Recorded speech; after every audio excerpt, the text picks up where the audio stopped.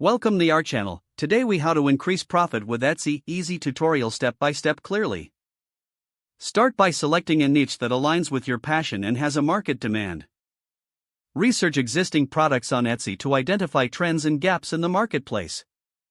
Evaluate your competitors by analyzing their pricing, descriptions, and customer reviews. Create high-quality, unique products that stand out from the competition. Use professional and eye-catching photography for your product listings.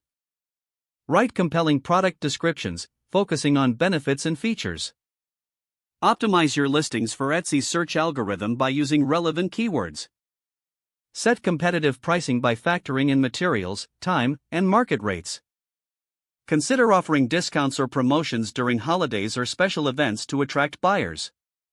Utilize Etsy's advertising tools to give your listings greater visibility. Engage with customers by responding promptly to messages and addressing feedback. Build a strong brand identity by creating a cohesive aesthetic across your shop. Promote your Etsy store through social media channels such as Instagram and Pinterest. Encourage satisfied customers to leave positive reviews, which can enhance credibility. Analyze your shop's performance regularly to identify areas for improvement. Adjust your strategy based on sales data and customer feedback to maximize profitability. If the page does not load, refresh the browser or try again in a private or incognito window. Make sure you are using the correct email address, then retype it carefully to avoid small typos. If your password is not accepted, use the reset option and create a new strong password you can remember. Check your spam folder for verification or security emails, then complete any requested confirmation steps. Enable two-factor authentication if available to improve account security and reduce unauthorized access risk. After signing in, review your profile details so your contact information and settings are accurate and current.